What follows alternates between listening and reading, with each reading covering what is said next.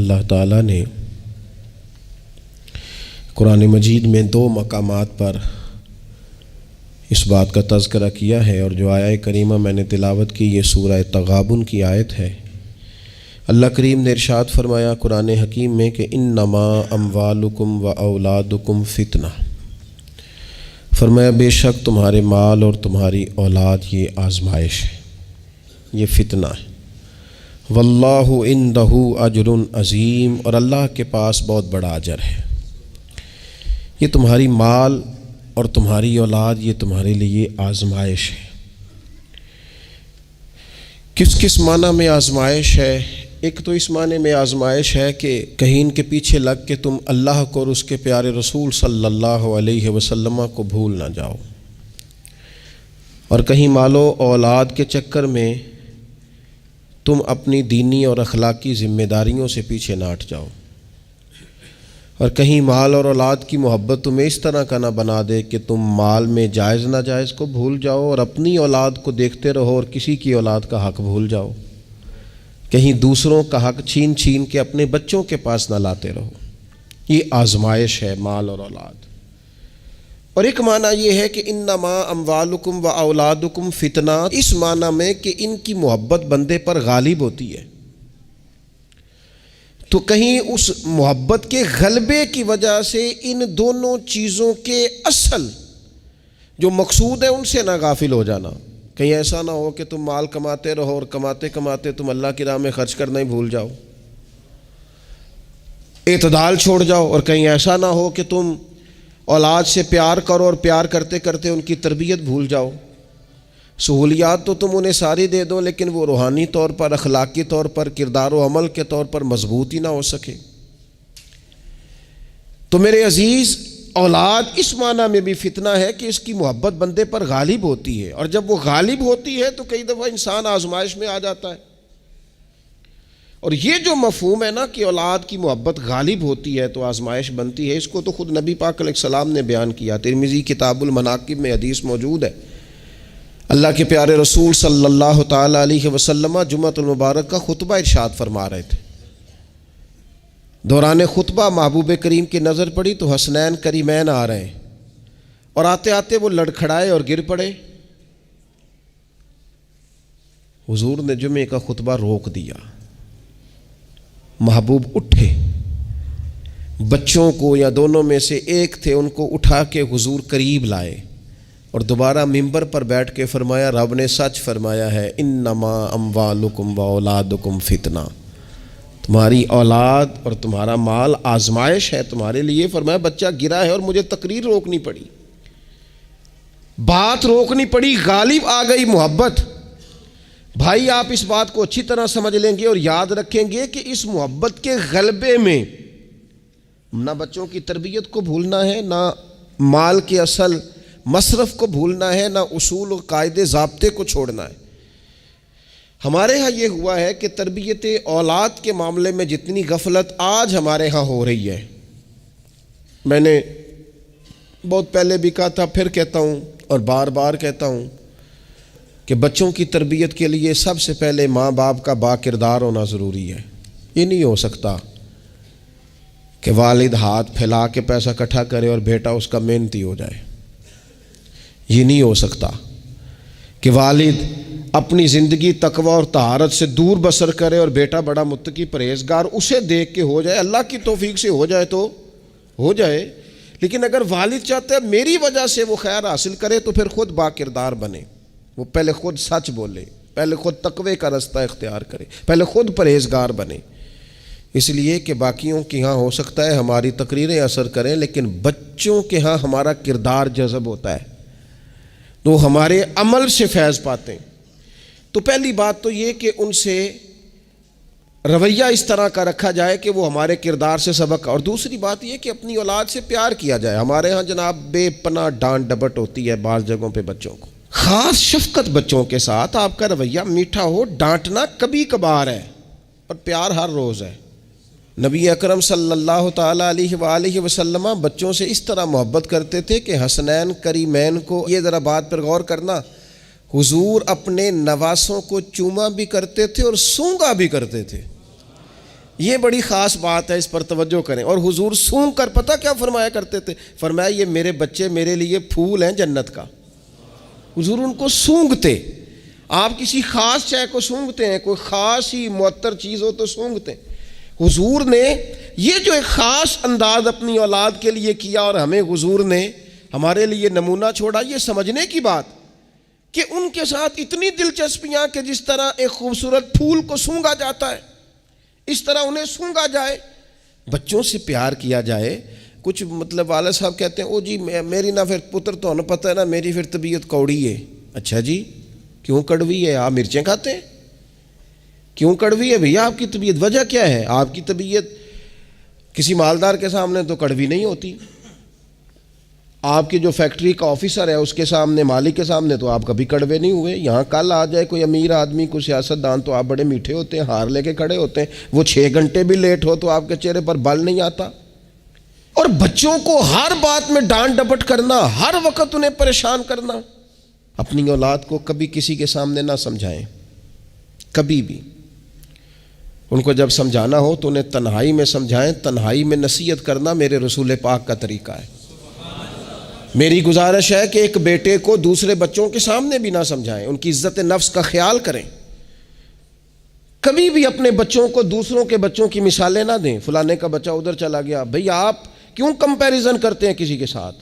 اگر ان کو کبھی مثال دینی پڑے تو یا حضرت اسامہ بن زید کی دینا، اگر کبھی مثال دینی پڑے تو حضرت معوذ اور معاذ کی دینا، اگر کبھی مثال دینی پڑے ان کو تو حضرت عبداللہ بن زبیر کی دینا، اور جب زیادہ کلیجے ٹھنڈے کرنے ہوئے تو پھر امام حسن اور حسین کی مثال دینا۔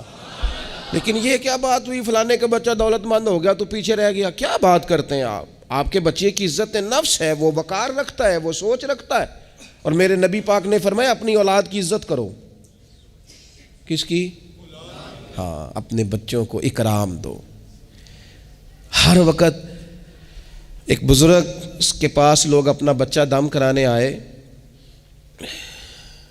تو ماؤں کی ایک طریقہ ہوتا ہے بات کرنے کا۔ اس نے آ کے کہنا شروع کر دیا، پہلے سارے ٹھیک تھے، سمجھدار بھی تھے، بات میں مانتے تھے، یہ ضدی بھی ہے، نکما بھی ہے، نکھٹو بھی ہے، لڑتا بھی ہے۔ تو بزرگ کہنے لگے میں دم کر دیتا ہوں، لیکن میری بہن اس بوڑھی عورت کو فرمانے لگے یا اس کے باپ کو کہ بھائی آپ یہ جتنی باتیں آپ نے کی ہیں نا، کیا ہی اچھا ہوتا آپ اس کے سامنے نہ کرتے، یہ لفظ آپ یوں ادا نہ کرتے۔ آپ تو اسے پکا کر رہے ہیں کہ تو ضدی ہے، آپ تو کنفرم کر رہے ہیں کہ تو لڑاکا ہے، آپ کنفرم کر رہے ہیں کہ یہ نافرمان ہے، کیوں آپ نے اس کے سامنے یہ باتیں کی؟ یہ آپ کو اگر کرنی تھی، کوئی دعا چاہتے تھے آپ اس کے لیے تو آپ تنہائی میں مجھ سے بات کرتے۔ آپ اسے پکا کرا رہے ہیں کہ جس طرح کا میں کہہ رہا ہوں، تو یہ بچے کا ذہن بن جاتا ہے، جو اسے بار بار کہا جاتا ہے نا اس کا ذہن بن جاتا ہے، کہتا ہے میں ہوں اس طرح کا، مزاج اس طرح کا۔ اسے کبھی پکا نہ کریں، اسے تسلی دیں، اسے تشفی دیں، اس کی ڈھارس بندھائیں، اس سے پیار کریں، اس کے ساتھ محبت کریں، اسے آپ اس طرح کا رویہ دیں کہ بچہ آپ پر اعتماد کرے۔ آپ کو پتہ ہے یہ جو بہت سارے بچوں کے ساتھ خدا نہ خواستہ کوئی اپنا بیگانہ کسی قسم کی کوئی زیادتی کرنے لگ جاتا ہے، وہ گھر کیوں نہیں بتاتے؟ وہ کسی جبر کا شکار ہوں یا کسی بلیک میلنگ کا شکار ہوں، وہ اپنے گھر میں کیوں ڈسکس نہیں کرتے؟ گھر والوں نے پریشر اتنا زیادہ ڈالا ہوا ہے۔ ان رویوں سے باہر آئیں آپ، اور زندگی کو اس خوبصورتی کے مطابق آپ کا بچہ آپ پر اعتماد کرے، وہ آپ سے کہہ سکے، وہ آپ کو اپنا دکھ بتا سکے، اس کو پتا ہو کہ ہر معاملے میں میری غلطی نہیں نکالی جائے گی، اسے پتا ہو کہ میں جب کوئی بات کروں گا تو میری سنی جائے گی، گھر کے اندر میری رائے کو اہمیت دی جائے گی۔ یہ ہمیں احساس کمزوری سکھاتے ہیں بعض اوقات بچوں کو۔ اس سے باہر آئیں۔ او نہ تسی نہ اچھے کپڑے پایا جے، کوئی کیا کہنے دو جس نے جو کہنا ہے۔ آپ شروع سے بچوں کو اس طرح کا بنا رہے ہیں کہ وہ لوگوں کو دیکھ کے بیچارے زندگی گزاریں گے۔ کیوں اس احساس محرومی کا ہم اپنی اولادوں کو شکار کرتے ہیں؟ وہ باپ کے ساتھ وقت گزاریں۔ میں جی مصروف بڑا ہوں، تو زیادہ مصروف ہے یا رسول پاک زیادہ مصروف ہے؟ حضور کی تو نواسی ضد کرتی ہیں، سب سے بڑی نواسی صحیح بخاری میں موجود ہے، حضرت زینب کی بیٹی، نبی پاک نماز کے لیے جا رہے، کہتے میں نے بھی جانا ہے۔ حضور نماز کے لیے آتے تو بچی کو اٹھا کے ساتھ لے آتے۔ صحابہ فرماتے ہیں نبی پاک قیام میں ہے تو بچی یہاں ہے، حضور رکوع سجدے میں جاتے تو بچی کو قریب کھڑا کر لیتے۔ اور پھر پیار بیٹیوں سے تو حضور نے کیا ہی، شہزادیاں چاروں جب آتی حضور اٹھ کے کھڑے ہوتے. سیدہ پاک کے بارے میں فرمایا, سب سے چھوٹی بیٹی کے بارے میں, کہ فاطمہ تو میرے جگر کا ٹکڑا ہے. لیکن یہاں بات ختم نہیں ہوئی, نواسوں اور نواسیوں سے پیار. میں نمازی ہوں جی, بچے کو لے جاؤ. میرے رسول پاک پر بچے پیشاب کر دیتے, حضور پانی بہا دیتے. فرمایا پھر کیا ہو گیا ہے؟ میں نے بہت بڑی بات کر دی اگر آپ کی سمجھ میں آئے تو. اور اللہ تعالیٰ شعور دے سکتا ہے. حضور کسی جانور پر سوار ہوتے تھے تو جانور پیشاب نہیں کرتا تھا جب تک حضور سوار رہتے تھے. رب چاہتا تو بچہ کبھی پیشاب نہ کرتا. یہ اتنا بڑا کام اس لیے ہوا کہ تیری اور میری سمجھ میں بات آ جائے. میں قبلہ حضرت صاحب ہوتا ہوں, میں حاجی صاحب ہوں, میں نمازی صاحب ہوں, میں فلاں صاحب ہوں, لہذا بچوں کو لے جاؤ, میں نے نماز. وہ تو زیادہ پاک صاف ہے؟ آپ کے اندر کچھ زیادہ رعنائی آ گئی ہے کہ آپ اپنی اولاد کو وقت نہیں دے پاتے. رسول پاک علیہ السلام کا لہجہ اور انداز, قربان جائیں, یعنی بچوں کو نا مزہ آئے. ساری دنیا سے پیسے لیے ہیں انسان نے, کمائیاں کی ہیں, جائیدادیں بنائی ہیں, بڑے بڑے اس کو پرافٹ ہوئے ہیں, لیکن ساری زندگی دادی کے 10 روپے بھولتے ہی نہیں. وہ جو دادا سے لڑ کے لیے جاتے تھے 5 روپے, وہ بھولتے ہی نہیں. وہ ابا جی سے کبھی پیسے چاہیے ہوتے تھے تو ابا جی سے نہیں ڈائریکٹ کہتے تھے, دادی اماں سے کہتے تھے, دادی آج 100 ہی لینا ہے. تو دادی کے پاس بیٹھے ہوتے تو ابا جی کو بلا کے دادی اماں کہتی روپیہ 500 دینا مینوں چاہیے. تو ابا جی کہتے اماں جی کی کرنے نے, تینوں وضاحت دینا ضروری ہے, تو دے نا 500. تو ابا جی کہتے مینوں سمجھ لگتی پئی جو اتنے ہو رہا ہے نا. اب وہ ذائقہ ساری زندگی بھولا, اس کی لطافت نہیں گئی, اس کا حسن نہیں گیا. وہ 100 روپیہ نہیں تھا, وہ کروڑوں روپے تھے. اس لیے کہ جس چاشنی سے وہ ملے نا, جس درد سے, وہ اماں سے پیسے لیتے وقت تو یوں لگتا ہے کہ بندہ دنیا کے سب سے بڑے خزانے کے سامنے کھڑا ہے. اس لطف کو دوبالا کرے زندگی میں. یہ ہمارا کلچر نہیں, یہ ہمارا حسن ہے, یہ ہماری تہذیب ہے. نبی پاک علیہ الصلوۃ والسلام کی نواسی جناب امامہ بنت زینب رضی اللہ تعالی عنہما, ایک ہار آیا حضور کے پاس تحفے میں. تو حضور نے فرمایا میں نے اس کو دینا جو مجھے سب سے زیادہ پیارا ہے. ازواج مطہرات کہتے ہیں دوڑ لگ گئی تھی. حفصہ کو ملے گا, میمونہ کو ملے گا, ام حبیبہ کو ملے گا. سیدہ عائشہ صدیقہ کہتی ہیں میرے دل میں بڑی بات تھی کہ اگر کسی اور کو مل گیا نا تو میں تو سمجھتی ہوں کریم سب سے زیادہ محبت ہی مجھ سے کرتے ہیں. کہتے ہیں یہ بات چل رہی تھی اور وہ جو تھوڑی دیر کے لیے وہ انتظار تھا کہ کس کو ملے گا, تو وہ انتظار بڑا حسین, بڑا خوبصورت تھا, اس میں بڑی رعنائی تھی. لیکن قربان جائیں, نبی کریم نے فرمایا میں تو اپنی بڑی نواسی جناب زینب کی بیٹی امامہ کو دوں گا. اور حضور نے وہ ہار لا کے انہیں اپنے دستے مبارک سے پہنایا. فرمایا کتنا پیارا لگ رہا ہے میری بیٹی کو. تھوڑا سا نا اپنے رویے میں وسعت. بچوں کو ہماری حاجت ہے اور ہمیں دولت کی حاجت ہے, ہمیں پیسوں کی حاجت ہے. ہمارا گاہک آ جائے تو بچے کو تھپڑ مارنے سے باز نہیں آتے. 2 4 5 منٹ کی مصروفیت ہے کسی بندے کی تو وہ کیا کہے گا کہ لو جی بچہ آ گیا ہے. تو بچے کے ساتھ کھیلنا, بچے سے او سنو یار, حد ہو گئی. نسائی میں موجود ہے, سیاستہ کی روایت. نبی پاک نے سجدہ لمبا کر دیا. نہ میں اس سے بڑی بات نہیں آپ کو سنا سکتا. لمبا سجدہ ہو گیا, لمبا. صحابہ فرماتے پریشان ہو گئے اور طویل سجدہ رسول پاک نے فرمایا سجدہ. صحابہ فرماتے ہیں جب رسول پاک علیہ الصلوۃ والسلام نے نماز کی تکمیل کی تو 2 باتیں ہم نے عرض کی. حضور ایک تو ہم پریشان ہو گئے تھے کہ کوئی ایسی بات نہ ہو گئی ہو, خدا نہ خواستہ کو ناخوشگوار بات, اللہ کے حکم نے بھی آنا ہے, آپ نے ہمیں بتایا ہے. اور دوسرا ہمارا خیال تھا کہیں وحی تو نہیں نازل ہونی شروع ہو گئی. کئی دفعہ وحی آتی ہے تو دیر تک محبوب ایک حالت میں رہتے ہیں, ان 2 میں سے کوئی ایک ہوگی. تو حضور نے فرمایا یہ دونوں نہیں تھی. یا رسول اللہ پھر کیا تھا؟ فرمایا وہ میرے بیٹوں میں سے نا, حسن اور حسین میں سے ایک میرے کندھے پہ سوار ہو گیا تھا. اور یہ لفظ ہے حدیث پاک میں سیاستہ میں. فرمایا مجھے اچھا نہیں لگ رہا تھا کہ میں بچے کو اتاروں گا تو وہ ذرا ناگوار محسوس کرے گا. حضور آپ رسول ہیں اور نماز اللہ کی, اور اس دوران بھی بچے کی چاہت کا خیال. تیری صورت تیری سیرت زمانے سے نرالی ہے, تیری ہر ایک ادا پیارے ادائے بے مثالی ہے. بے مثالی ہے تیری ادائیں. فرمایا بچہ کہیں اسے کوئی تو بچوں کے احساس ہی نہیں ہے. آپ نے جب چاہا ڈانٹ دیا, آپ نے جب چاہا جو مرضی کر دیا. ابا جی کا ڈنڈا گھر میں لٹکنا چاہیے, حکم ہے, لیکن ابا جی کو ماتھا بھی تو بار بار چومنا ہے نا. سختی تو کبھی کبھی ہے اور محبت بار بار ہے. تو جو بار بار کام ہے اس کا عادی ہونا چاہیے کہ جناب وہ چپ کر دو, تمہارا ابا آ گیا, ابا جی آئے ہیں کہ ہٹلر آ گیا گھر میں. یہ کیا بات ہوئی بھائی؟ والد کو تو شفیق ہونا چاہیے, مہربان ہونا چاہیے, اس کے اندر خوبصورتی ہونی چاہیے, اس کے اندر رعنائی ہونی چاہیے.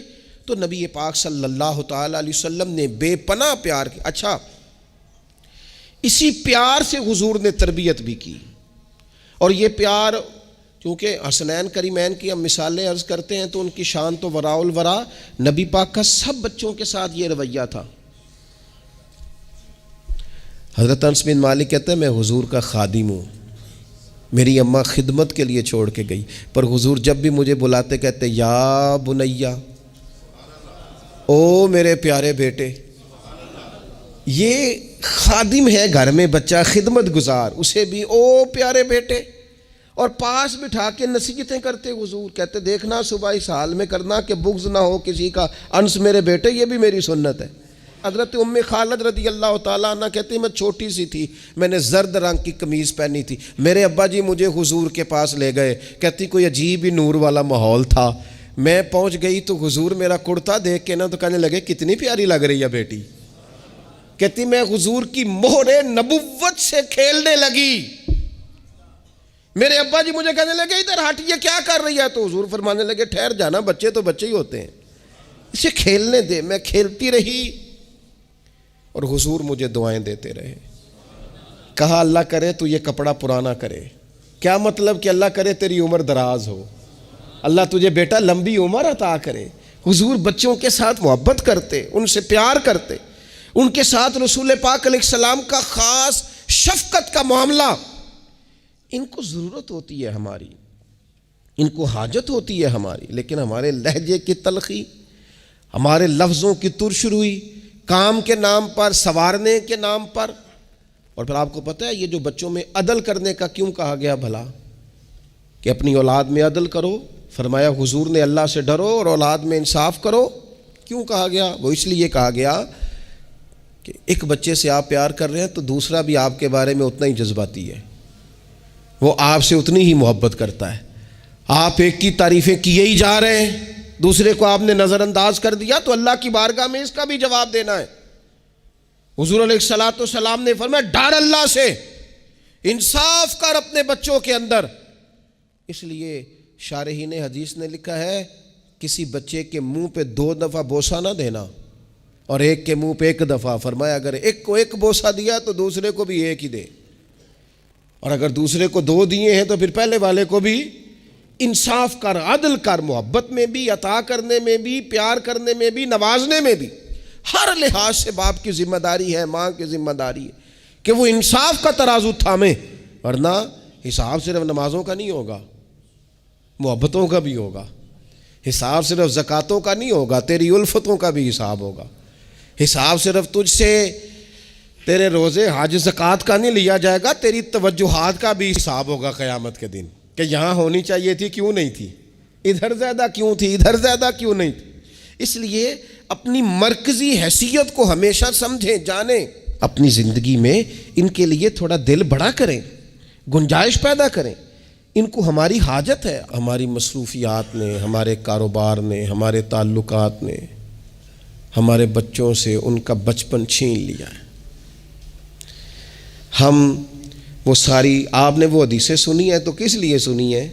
یہ صرف شان امام حسنین نہیں ہے, یہ تعلیم امت بھی ہے کہ نبی پاک علیہ السلام نے کندھے پہ بٹھایا ہوا ہے امام حسن اور حسین کو, کندھوں پہ.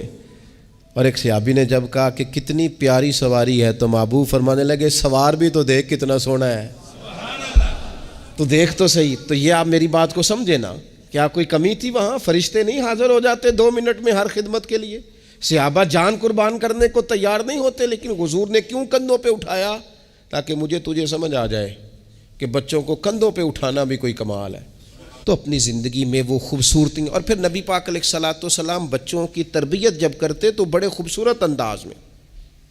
آپ کو پتہ ہے صحابہ فرماتے ہیں بچے کھیل رہے ہوتے تھے تو حضور جب گزرتے تھے تو بچوں کو السلام علیکم کہتے تھے. نبی پاک بچوں کو سلام کرتے.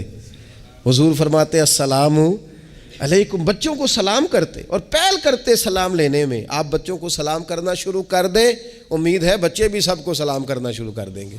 لیکن یہ شکوہ کرنا کہ لو جی میں اتنا بڑا بزرگ آدمی ہوں، میں اتنا بڑا پڑھا لکھا ہوں، میری یہ شخصیت ہے، آپ نے مجھے سلام ہی نہیں کیا، یہ تو مفت کا رٹا ہے. حضور بچوں کو سلام کرتے تاکہ بچوں کو السلام علیکم کی سمجھ آ جائے. یہ بچوں کو سکھائیں، انہیں یاد کرائیں، اور اس کا طریقہ یہ ہے کہ آپ ان کو سلام لینے میں پہل کریں، آپ ان کو سلام کہیں. ہاں، سکھانے کے لیے آپ ان سے مطالبہ کر سکتے ہیں کہ یار میں نے سلام کہا ہے، تمہیں جواب دینا چاہیے تھا، ہم نے کیوں نہیں دیا، تاکہ ان کو سمجھ آ جائے کہ یہ السلام علیکم اور وعلیکم السلام یہ ایک سنت ہے. پھر اللہ کے پیارے رسول صلی اللہ تعالیٰ علیہ وسلم بچوں کو چھوٹی چھوٹی چیزوں کے آداب سکھاتے. حضور تشریف فرما تھے تو ایک بچہ اندر آ گیا، السلام علیکم کہہ کے داخل ہو گیا. تو محبوب کریم نے بڑی محبت سے بڑے خوبصورت لہجے میں فرمایا بیٹا واپس جاؤ، پہلے اجازت لو، پھر سلام لو، جب اجازت مل جائے پھر اندر آنا. اس لہجے میں اتنی خوبصورتی تھی کہ اس بچے کے دل کی گہرائی تک میں سمجھتا ہوں بات اتر گئی ہوگی. وہ واپس گئے، انہوں نے جا کے اجازت مانگی، اجازت ملی اور سلام لے کے وہ دروازے رسول پہ حاضر ہو گئے. بچوں کے ساتھ خاص محبت، خاص دلچسپی. ایک دفعہ میں حرمین شریفین حاضر تھا، میرے بالکل سامنے اگلی صف میں نماز کا ٹائم ہو جاتا ہے جب، تو آہستہ آہستہ لوگ زیادہ آنے شروع ہو جاتے ہیں. تو زیادہ رش ہو رہا تھا، لوگ زیادہ جمع تھے. تو ایک بزرگ تھے تو وہ اپنے داماد سے، ان کی گفتگو سے اندازہ ہوا، میں نے کان تو نہیں لگائے ہوئے تھے لیکن بزرگ غصے میں بول رہے تھے تو بول ہی اونچا رہے تھے ذرا. تو وہ کہہ رہے تھے اپنے داماد سے کہ بیٹا تو ہے تے جوائی ہیں، اب تینوں میں گل کرنا مناسب تے نہیں سمجھدا، پر یہ کہ بچے تو آپ نے میرے ذمہ لگا دیے، وہ مجھے نہ عبادت کرنے دیتے ہیں، نہ قرآن پڑھنے دیتے ہیں، نانا نانا کہہ کے میرے پیچھے ہی بھاگتے رہتے ہیں. تو میں حاضر ہوں لیکن تھوڑا سا نہ ان کو سمجھائیں اور قائل کریں، یہاں آ کے مجھے ذرا اللہ اللہ کرنے دیں. تو وہ بچہ معذرت خانہ انداز میں اپنے سسر کو، بزرگوں کو تھوڑا سا قائل کرنے کی کوشش کر رہا تھا کہ چلیں اب خیال کریں گے، ہم کہتے تو بڑا ہیں کہ ہمارے ساتھ آئیں لیکن وہ آپ کے پیچھے جاتے ہیں، کریں کیا. تو اب مجھ سے نہ رہا گیا، میں نے ان سے کہا بزرگوں مناسب تو نہیں لیکن آپ بولے اونچا ہیں تو سون صاحب نے لیا ہے، آپ کی ذاتی بات ہے، اگر اجازت دیں تو ایک جملہ کہہ دوں. تو پلٹ کے میری طرف دیکھ کے کہنے لگے مولوی صاحب آکھو. تو میں نے ان سے کہا بڑے خوش نصیب نہیں، اس مسجد میں بیٹھ کر نواسوں کا خیال رکھنا اور ان سے پیار کرنا، یہ تو مدینے والے رسول کا طریقہ ہے. اور این سعادت بازور بازو نیست تان بخشندہ خدائے بخشند. کچھ سعادتیں ایسی ہوتی ہیں جو بازو کی قوت سے نہیں ملتی، تبھی ملتی ہیں جب رب عطا کرتا ہے. تو میں نے کہا یہاں تو نواسوں سے کھیلنا حضور کا طریقہ ہے. بعض چیزوں میں اللہ اثر رکھتا ہے. تھوڑی دیر خاموش رہے، پھر میں نے انہیں آنسو پونچھتے بھی دیکھا. کہنے لگے اللہ تہاڈا بھلا کرے، لو بھائی پتر ہن تسی بھاویں آرام کرو. بعض دفعہ باتیں وہ ناراض بھی ہو سکتے ہیں، تو میں تیار تھا اگر وہ ناراض ہوں گے تو میں معذرت کروں گا، لیکن تھوڑا سا نا ایک بات میں نے ضرور کرنی ہے آپ سے. مجھے بڑا مزہ آیا، مجھے پتہ نہیں اب وہ کالم نویس زندہ ہیں کہ نہیں، عبد القادر حسن ہوتے تھے، انہوں نے ایک بات لکھی تھی مجھے بڑی یاد رہ گئی، اور جس دن میں نے پہلی دفعہ پڑھی تھی میں رویا بھی بڑا. وہ کہنے لگے ایک دفعہ گورنر مدینہ نے نا حکم دیا تھا کہ چھوٹے بچے لوگ مسجد میں لے کے آتے ہیں روضہ رسول صلی اللہ علیہ وسلم پر، تو بچے قالین خراب کر دیتے ہیں، مختلف قسم کی چیزیں گرا دیتے ہیں. تو اس طرح کریں کہ بچوں کو منع کیا جائے، اور کم از کم مقامی لوگوں کو ضرور منع کیا جائے کہ وہ بچوں کو لے کے نہ آئے.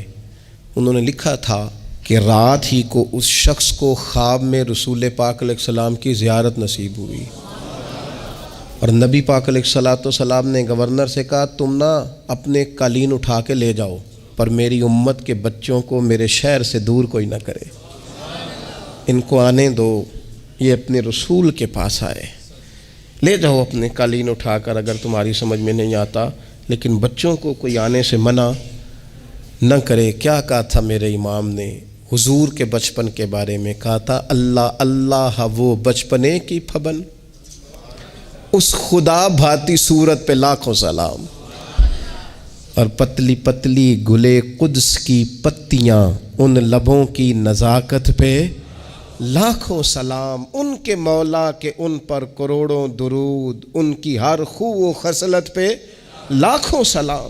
اور ادا پر ہی قربان جائیں، فرمایا لے جاؤ اٹھا کر کے تم اپنا سامان، لیکن کوئی بھی یہاں سے بچوں کو دور ہے، اگر ان سے ہمارا پیار ہوگا تو یہ ہماری بات بھی سمجھیں گے، لیکن اس محبت میں بھی اعتدال ہو۔ اس محبت کا یہ معنی ہرگز نہیں ہے کہ اس محبت میں وہ کوئی نافرمانی کی بات بھی کریں تو ہم نے قبول کرنی ہے، اور اس محبت میں وہ اگر تعلیم و تربیت سے دور ہو جائیں تو اسے بھی ہم نے قبول کرنا ہے، لیکن ایسا نہ کریں کہ بالکل ماحول اس طرح کا ہو کہ ایک خوفناک منظر پیش کرے۔ ان کی تعلیم تربیت تبھی ہوگی جب ان سے ہماری محبت ہوگی۔ اللہ تعالیٰ مجھے اور آپ کو، ہم سب کو اپنے اپنے بچوں کی صحیح تربیت کی توفیق عطا کرے۔